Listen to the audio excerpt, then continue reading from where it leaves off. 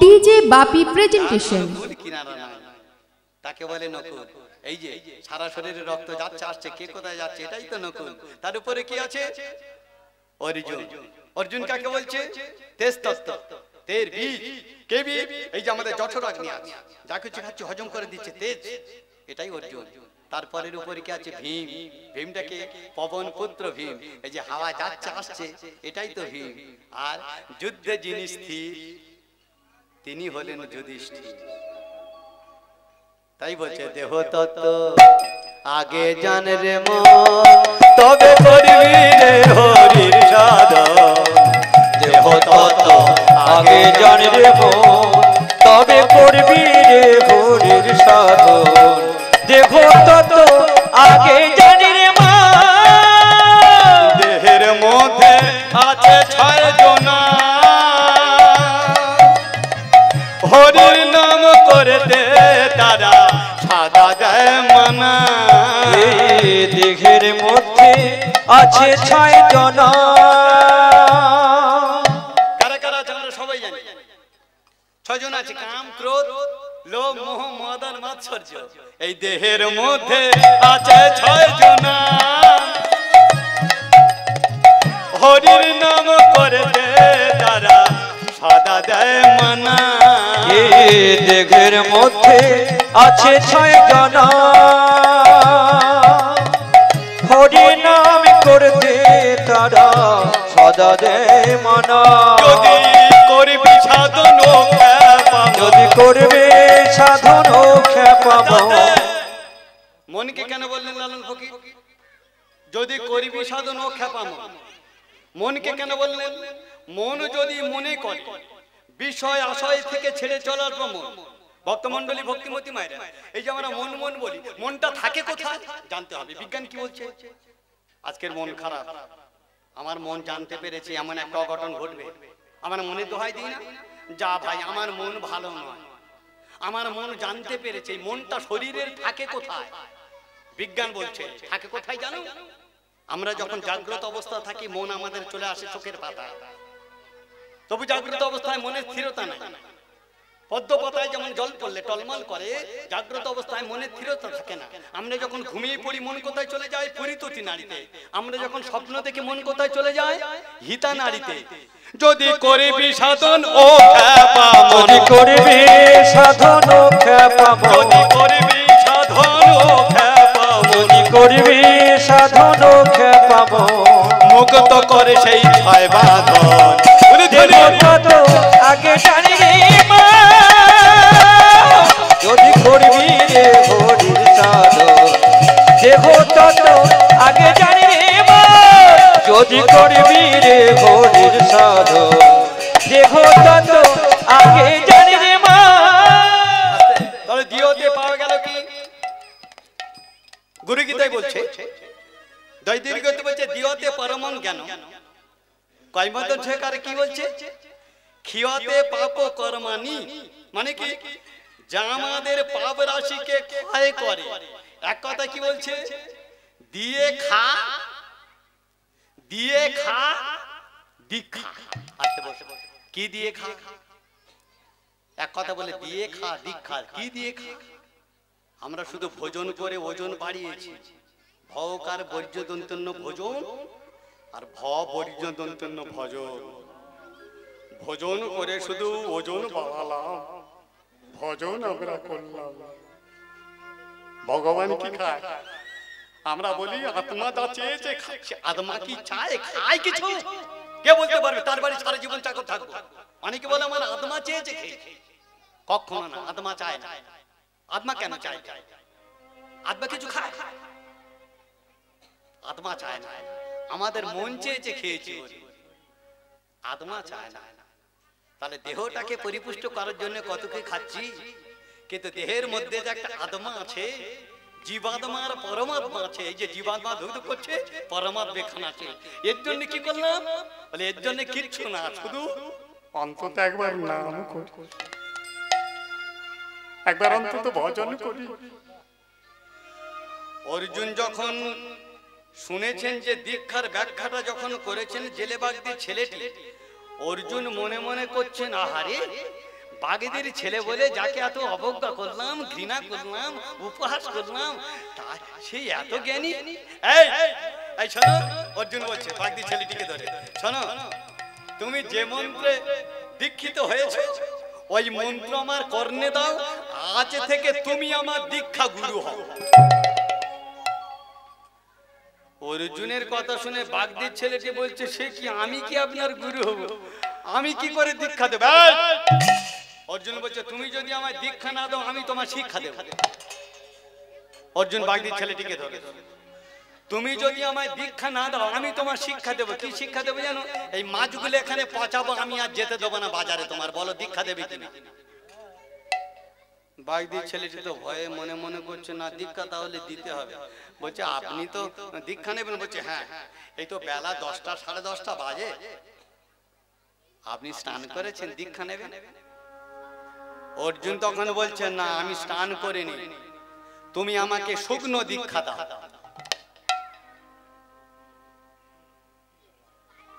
বাগদি ছেলেটি অর্জুনের কথা শুনে মনে মনে ভাবছেন, কি বলছে শুকনো দীক্ষা? অনেক দীক্ষার কথা শুনেছি, কিন্তু শুকনো দীক্ষা কি? অর্জুন তো যখন বলছে শুকনো দীক্ষা জানো না?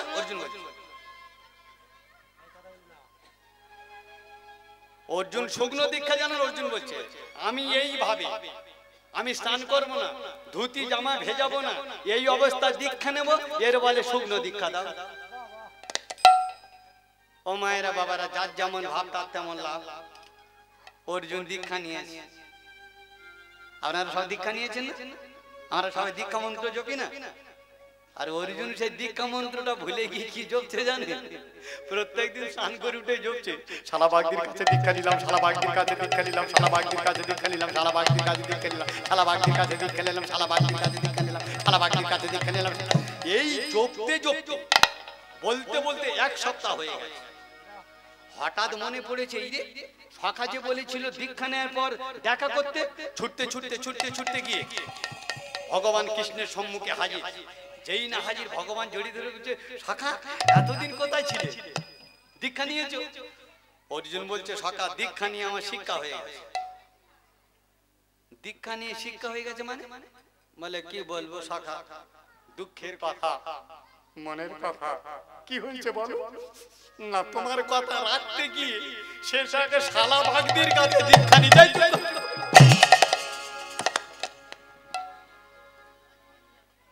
ভগবান কৃষ্ণ বলছেন, সখা গুরুকে তুমি শালা বললে, গুরু শূদ্র হোক, মুচি হোক, ম্যাথর হোক, সে তোমার গুরু। আমরা গুরু কথার ব্যাখ্যাটা কি করি? গু মানে অন্ধকার, রু মানে আলো। যিনি অন্ধকার থেকে আলোর জগতে নিয়ে আসেন তিনি গুরু। কিন্তু কোন আলো, কোন অন্ধকার? এই যে হরিবাসরের মধ্যে আলো জ্বলছে, হরিবাসরের বাইরে অন্ধকার, ওই বাইরের অন্ধকার থেকে এই আলোয় দিলে গুরু না। গু মানে গুহা। গুহাটা কি থাকে? অন্ধকার থাকে না? এই দেখুন, কিসের অন্ধকার? অজ্ঞানতার অন্ধকার। আমাদেরকে তাকে থাকে কিসের অন্ধকার? অজ্ঞানতার অন্ধকার। হা করুন, বন্ধ করুন, ওই মধ্যেই যে অন্ধকারটা। আমরা হা করলাম, একটু আলো দেখা গেল, মুখটা বন্ধ করুন, অন্ধকার। এই অন্ধকারটা হচ্ছে অজ্ঞানতার অন্ধকার। এই অজ্ঞানতার অন্ধকারকে দূরে সরিয়ে যিনি জ্ঞানের প্রদীপ জ্বেলে দেন তিনি গুরু। আর সেই গুরুকে তুমি শালা বললে। তাই ভক্তমন্ডলী, ভক্তিমতী মায়েরা, একজন আছে কথায় কথায় শালা বলতেন না? কি দক্ষিণেশ্বরের পাগল ঠাকুর শ্রীরামকৃষ্ণদেব কি বলতেন? ধুর শালা, পথের ধারে কত নুড়ি পড়ে আছে, কোন নুড়িতে নারায়ণ আছে তাকে কি বলতে পারে রে? এই যে রামকৃষ্ণদেব কথায় কথা শালা বলতেন, এই শালা মানে কি? রামকৃষ্ণদেবের ভাগনা হৃদয় বলেছিল, মামা তোমার সব ভালো, একটা জিনিস ভালো লাগে না। কি না? তুমি যা কথা বলো সেই কথার প্রথমে, মাঝে না হলে শেষে একটা করে শালা জুড়ে দাও, এটাই খারাপ।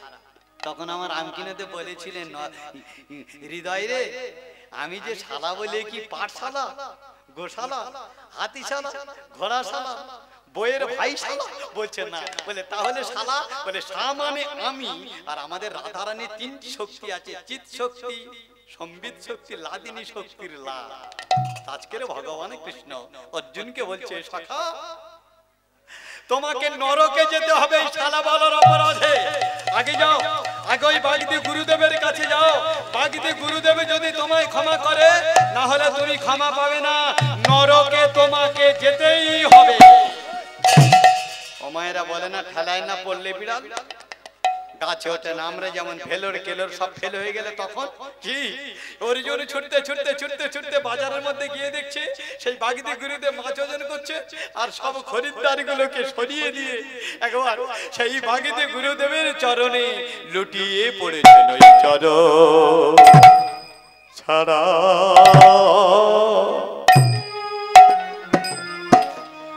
আমায় করো না হে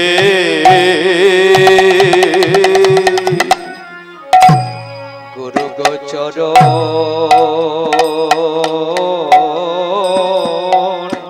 ছড়া চরণ ছড়া করো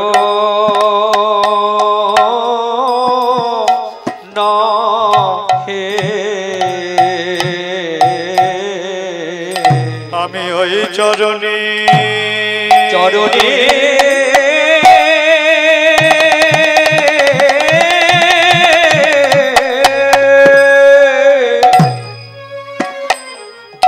ওই চরণে শরণ নিলাম ওই চরণ ছাড়া আমায় করো না হে। আমি ওই চরণে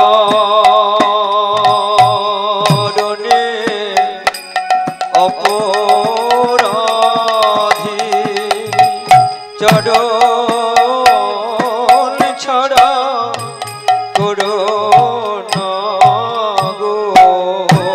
ওই চরণে রাখো হে গুরু চরণ ছাড়া করো না গো। ওই চরণে শরণাগত চরণ ছাড়া করো না গো। ওই চরণে অপরাধী চরণ ছাড়া করো না। আমি ওই চরণে শরণাগত চরণ ছাড়া করো না গো। ওই চরণে শরণাগত চরণ ছাড়া করো না, আমি ওই চরণে শরণ নিলাম চরণ ছাড়া করো না, আমি ওই চরণে ওই চরণে বড় অপরাধ চরণ ছাড়া করো না গো। চরণ ছাড়া করো না গো। জেলে বাগদি গুরুদেব অর্জুনকে জড়িয়ে ধরে বলছে বাবা অর্জুন তুমি আমার চরণ দুটি ধরে এভাবে পড়ে রইলে কে? আর অর্জুন গুরুদেবের চরণ দুটি জড়িয়ে ধরে বলছে গুরুদেব আপনি বাগেদের ছেলে বলে আপনাকে কত অবজ্ঞা করেছি, কত ঘৃণা করেছি, কত কুকথা বলেছি, আর সেই অপরাধে আমার প্রিয় সখা ভগবান শ্রীকৃষ্ণ বলেছেন আমাকে নরক যেতে হবে। গুরুদেব ওই নরক থেকে উদ্ধার হওয়ার বদলে ভক্তমণ্ডলী ভক্তিমতী মায়ের গুরু কৃপার চেয়ে বড় কৃপার আছে? নরক এখান থেকে কতটা দূর ভাগবতে বললেন, ভাগবতে লেখা আছে এই মর্ত থেকে নরকের দূরত্ব 7,92,000 মাইল দূর। নরকের দূরত্ব কত? এখান থেকে নরকের দূরত্ব 7,92,000 মাইল দূর। অর্জুনকে জড়িয়ে ধরে বলছে বাবা অর্জুন তোমাকে আর কষ্ট করে 7,92,000 মাইল দূরে নরকে যেতে হবে না। কেন না, আমি তোমাকে কৃপা করছি।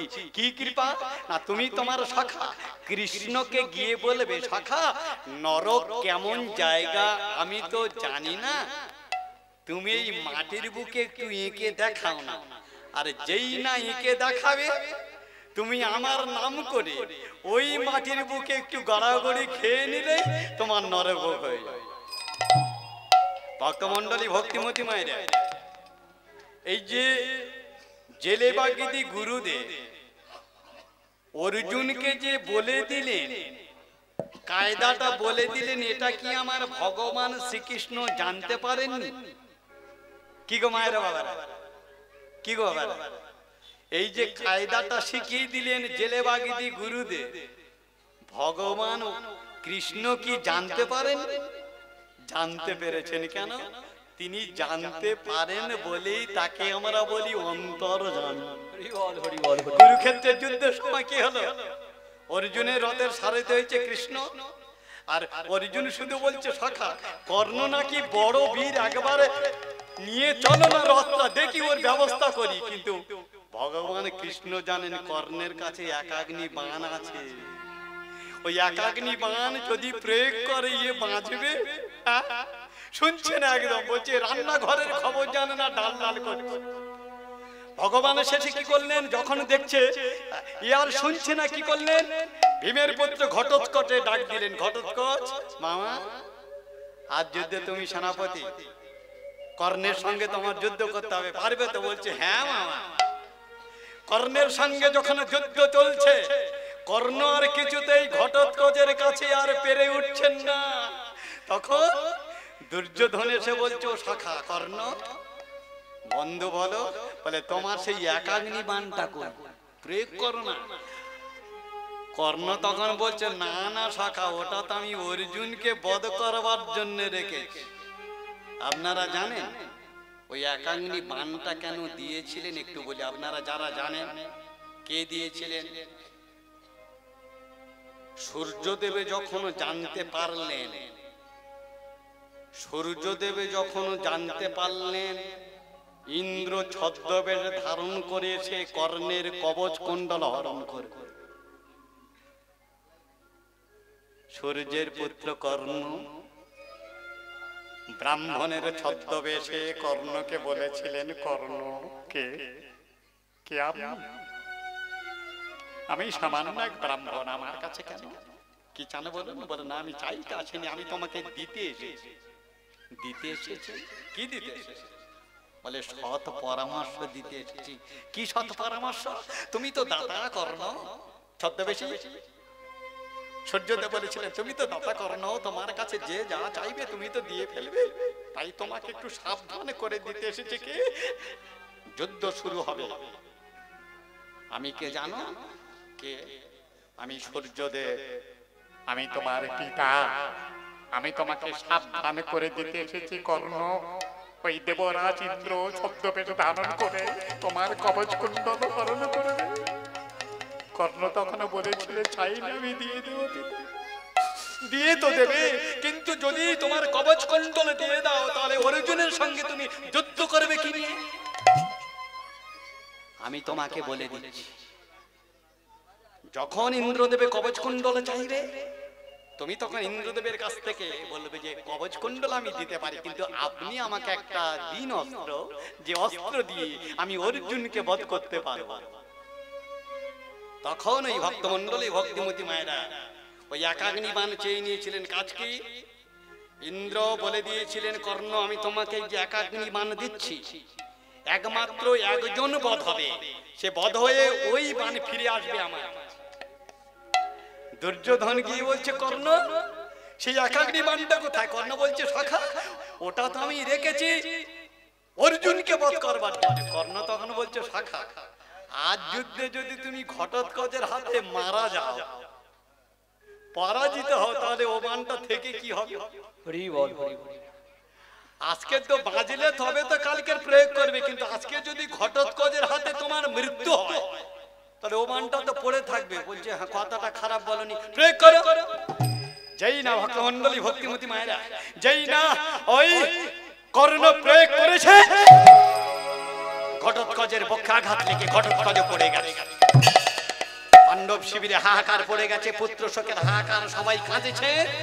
আর আমার ভগবান শ্রীকৃষ্ণ বসেছিলেন অর্জুনের রথে দাঁড়িয়ে আর হাহা করে হাসছে। কে হাসে? অর্জুন চিৎকার করে উঠেছে, আমাদের ঘটোৎকচে চলে গেছে, আমরা পুত্র শোকে জর্জরিত। পাণ্ডব শিবিরে হাহাকার পড়ে গেছে। আমাদের এই দুঃখের দিনে, আমাদের এই কান্নার দিনে, আমাদের এই শোকের দিনে কেউ অমন করে হাসে, তাকে দেখেছে। আর কেউ হাসছে না। তার প্রিয় শাখা কৃষ্ণ। অর্জুন দাঁড়িয়ে কৃষ্ণকে তখন জিজ্ঞাসা করছে, শাখা, এই তুমি আমাদের শাখা, আপদে বিপদে প্রতি পদে পদে শাখা, শাখা, আমরা পুত্র শোকের যন্ত্রণায় সবাই হাহাকার করছি, আর তুমি হাসছো কেন? তোমার লীলা বোঝা ভাই, তোমার লীলা বোঝা ভাই, তোমার লীলা বোঝা ভাই, তোমার লীলা বোঝা ভাই, তুমি কারে হাসাও কারে কাঁদা, করে হাসাও করে তুমি কাঁদো, কারো হাসাও কারো কাঁদা, তুমি করে হাসাও করে কাঁদো, আবার কারো করো লীলা বোঝা ভাই, তোমার লীলা বোঝা ভাই, দয়াময়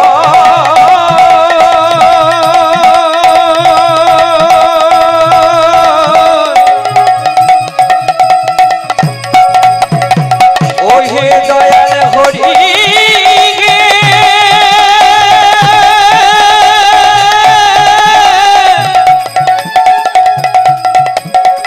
অন্তর জমি তুমি অনাথের ওহে দয়াময় হরি হে।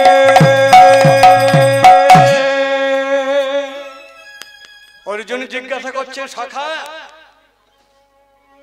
তুমি হাসছো কেন?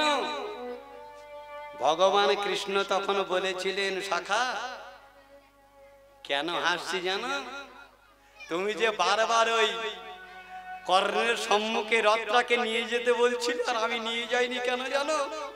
কর্ণ যে একাগ্নি বাণ ইন্দ্রদেবের কাছ থেকে পেয়েছে, ওই একাগ্নি বাণটা তোমার উপর প্রয়োগ করতো, তুমি এই যুদ্ধে তুমি নিহত হয়ে যেতে,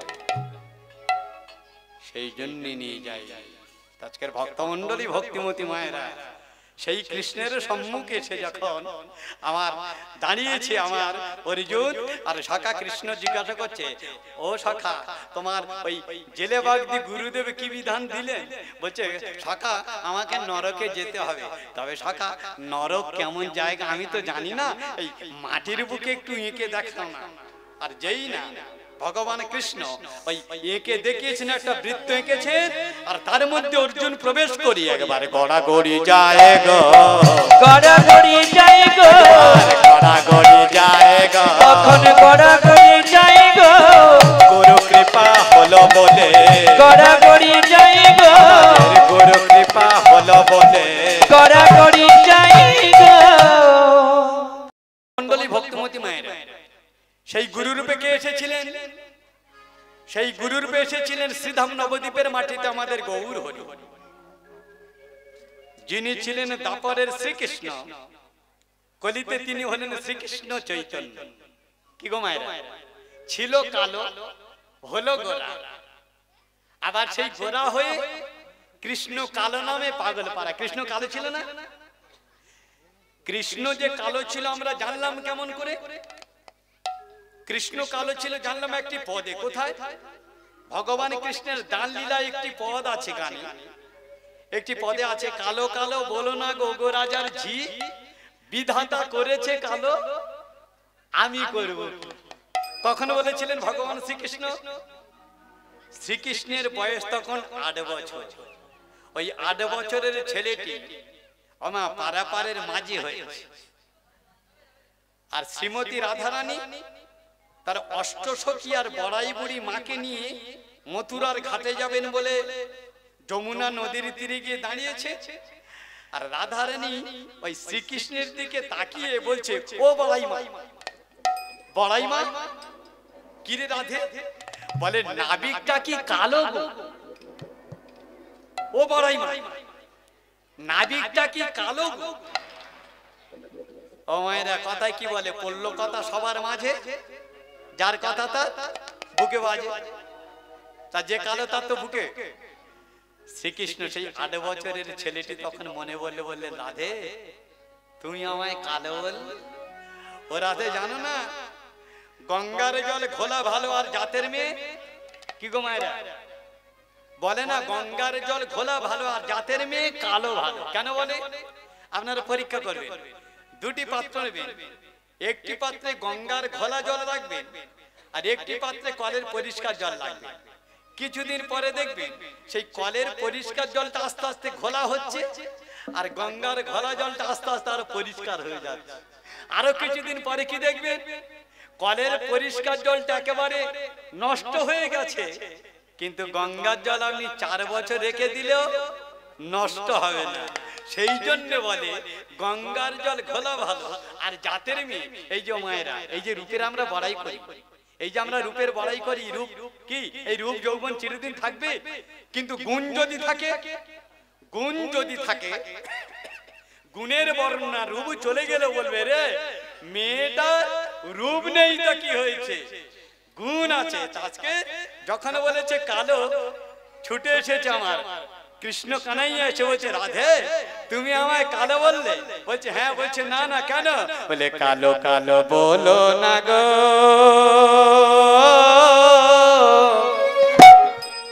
ও গো রাজার ঝি। বলে ধনী কালো কালো বলো না গো, ও গো রাজার ঝি। কালো কালো বলো না গো, ও গো আলার ঝি।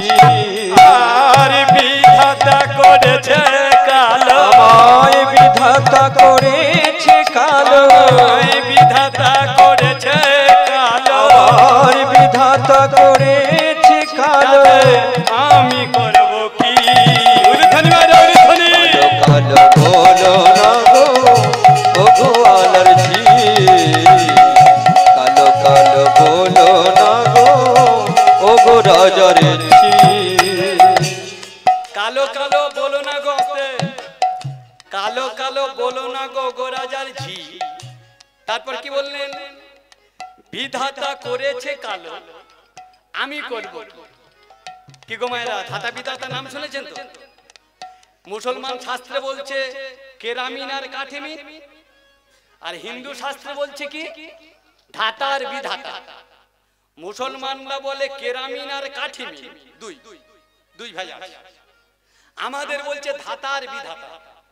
কেরামিন আর কাঠিমিন কখন আসে? ওদের কবর দেওয়ার সময়। আর আমাদের ধাতা বিধাতা কখন আসে? আমার মায়েদের সন্তান লিখতে আসে না।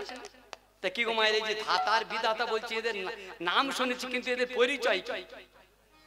এদের পরিচয় কি? যেমন আমাদের পরিচয় আছে, আমরা কোন জেলার মানুষ, আস্তে আস্তে নিজেদের পরিচয় আমরা জানি। পরীক্ষা দিতে গেছেন, আপনাকে জিজ্ঞাসা করেছে আপনি কোন জেলার মানুষ, আপনি কি লিখবেন? আপনি কোন জেলার মানুষ, আপনি কি লিখবেন? আমাদের জেলা কি? কি গো মায়ের? 24 পরগনা। হ্যাঁ, তা দক্ষিণ 24 পরগনার কোন পরগনায় আপনার বাড়ি যদি লেখে বলুন? 24টা তো পরগনা। আবার পরীক্ষা প্রশ্ন করলেন, দক্ষিণ 24 পরগনায় বাবা তোমার বাড়ি? বলছে হ্যাঁ। দক্ষিণ 24 পরগনার কোন পরগনায় বাড়ি? কি লিখবেন? জেনে নিন। আমরা কোন পরগনায় মানুষ জানেন? কোন পরগনার মানুষ? দক্ষিণ 24 পরগনার 24টা পরগনার মধ্যে আমরা ময়দা পরগনার মানুষ। এই যে ময়দা কালীবাড়ি গেছেন আপনারা? কি গো মায়েরা, ময়দা কালীবাড়ি গেছেন তো? ময়দা নাম কেন? ওই যে মা কালীটি আছে, মন্দোদরীর পিতা ময়দানব, মন্দোদরের পিতা ময়দানব ওই কালীটাকে নিয়ে উঠেছিলেন বলে ওই গ্রামটার নাম ময়দা। আচ্ছা, এই ময়দা পরগনার মানুষ।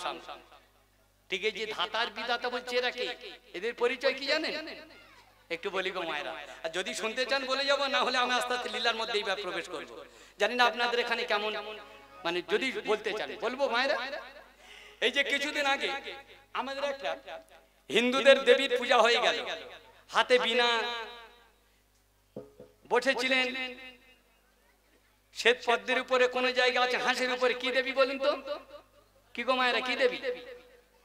সরস্বতী। এই তো আমার বাবা বলে আস্তে আস্তে, এই সরস্বতীর নাম কিন্তু এখনো মায়ের নাম নাই। একটু বলি সরস্বতীর বিবরণ। আমাদের ভারতবর্ষে বলছে সরস্বতী, জাপানে বলে বেনতেন, চীনে বলে কুয়ানজিন, রোমে বলে মিনার্ভা, মিশরে বলে ইদ্রিস। জেনে নিন, একই নাম, একই দেবী, বিভিন্ন দেশে বিভিন্ন নামে পূজিতা হয়। ভারতবর্ষে সরস্বতী, জাপানে বলছে বেনতেন, চীনে বলছে কুয়ানজিন, রোমে বলছে মিনার্ভা, মিশরে বলছে ইদ্রিস। যেমন আপনারা দুর্গা প্রতিমা দেখতে যান না, আমার যে দুর্গা সেই কাজ। দুর্গা নাম মায়ের কেন?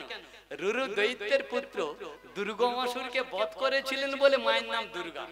করিন্দ্রসুরকে বধ করেছিলেন বলে জগদ্ধাত্রী, গন্ধাসুরকে বধ করেছিলেন বলে গন্ধেশ্বরী, চন্ডমুন্ডকে বধ করেছিলেন বলে চামুন্ডা, মহিষাসুরকে বধ করেছিলেন মহিষমর্দিনী। এখন আর সরস্বতী নেই। সরস্বতী কোথায় এসেছিলেন? সত্য যুগে। সরস্বতীর জন্ম কিভাবে হলো একটু বলি। সৃষ্টিকর্তা ব্রহ্মা যখন আমাদের সৃষ্টি করছিলেন, আমরা কথা বলতে পারছিলাম না।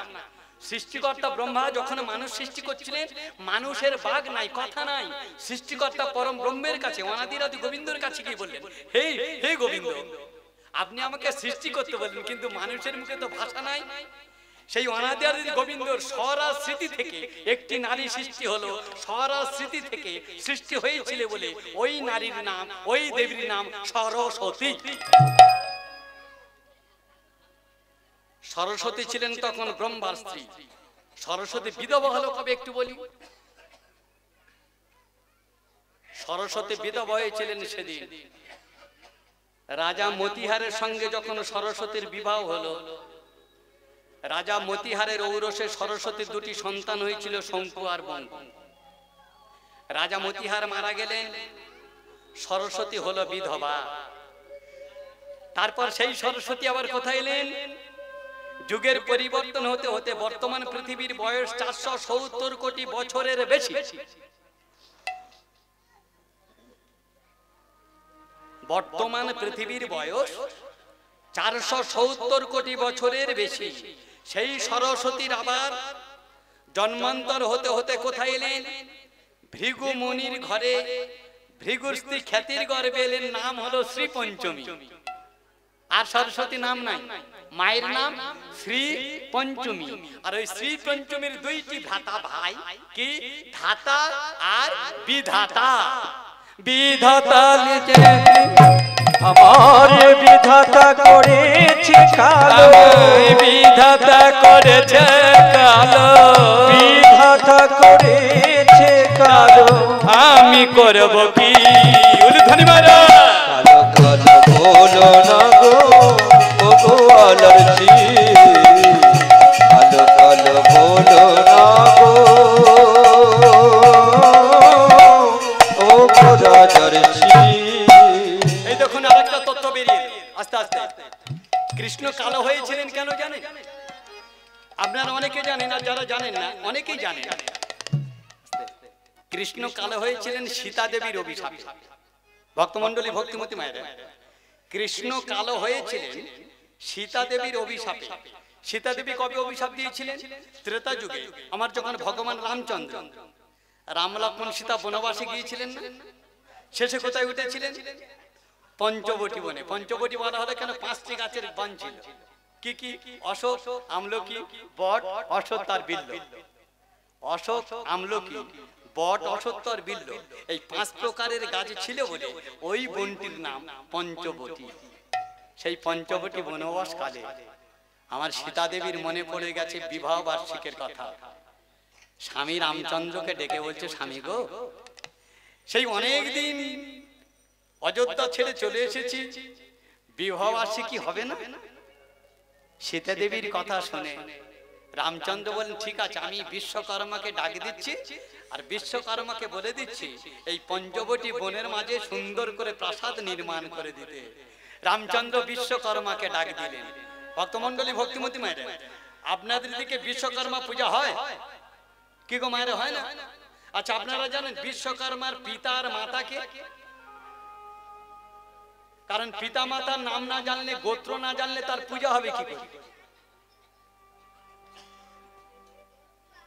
আপনাদের কারো জানা আছে বিশ্বকর্মার পিতা মাতার নাম কি? একটু বলি। আমরা ছোটবেলায় পড়েছি না, একে চন্দ্র, দুয়ে পক্ষ, তিনে নেত্র, চারি বেদ, পাঁচে পঞ্চবান, ছয় ঋতু, সাত সমুদ্র, আর কি জানো এরপরে? অষ্টবসু। আটে অষ্টবসু আমরা সবাই বলতে পারবো, কিন্তু যখন বলবো অষ্টবসু কারা কারা, এখনকার ছেলেরা আর পারবে না। তাহলে শুনুন, গুনুন: সোম, অনন, অনিল, ধর, ধ্রুব, দু, প্রত্যুষ আর প্রভাস। ওই অষ্টম বসু প্রভাসের সঙ্গে বিবাহ হয়েছিল কার? স্বর্গের দেবীগুরু বৃহস্পতির ভগিনী যোগসিদ্ধা, তাদের পুত্র হচ্ছে ওই বিশ্বকর্মা। সেই বিশ্বকর্মা সুন্দর করে প্রাসাদ নির্মাণ করে দিয়েছেন পঞ্চবটি বনে। আর সেদিন আমার সীতা দেবী এমন ভাবে সুন্দর ভাবে সেজেছেন, সুসজ্জিত হয়েছে। পাশে ভাই লক্ষণ আছে দাঁড়িয়ে। রামচন্দ্র লক্ষ্য করেননি, সীতা দেবীর রূপ দেখে রূপে মোহিত হয়ে গিয়ে সীতা দেবীকে জড়িয়ে ধরে, স্ত্রীকে জড়িয়ে ধরে আর একটা চুম্বন দিয়ে ফেলেছেন। আর যেই না চুম্বন দিয়ে ফেলেছেন, সীতা দেবী লজ্জায় স্বামীকে ঠেলে দিয়েছে। তোমার লজ্জা করে না? পাশে কে দাঁড়িয়ে আছে দেখো। রামচন্দ্র লক্ষ্য করে দাঁড়িয়ে দেখলেন ভাই লক্ষণ লজ্জায় মাথা নত হয়ে গেল। সীতা দেবী তখন বলেছিলেন, স্বামী গো, তোমার রূপ এত সুন্দর আর তোমার মনটা এত কুৎসিত কালো, আবেগের বশে তুমি কি করলে? আমি তোমাকে অভিশাপ দিলাম এই পঞ্চবটি বনে। কি অভিশাপ দিয়েছিলেন? আগত দ্বাপর যুগে বৃন্দাবনের মাটিতে তুমি যখন কৃষ্ণ অবতার হবে, তোমার রূপ হবে কালো। তাই বিধাতা করেছে কালো, বিধাতা করেছে কালো, আমি করব কি?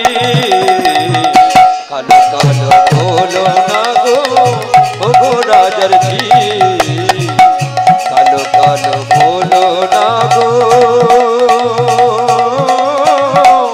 ওগো বলার ঝি। রাধে, ও রাধে, এই বিশ্ব জগতে আমি শুধু একাই কালো, আর কোনো কালো বস্তু নাই।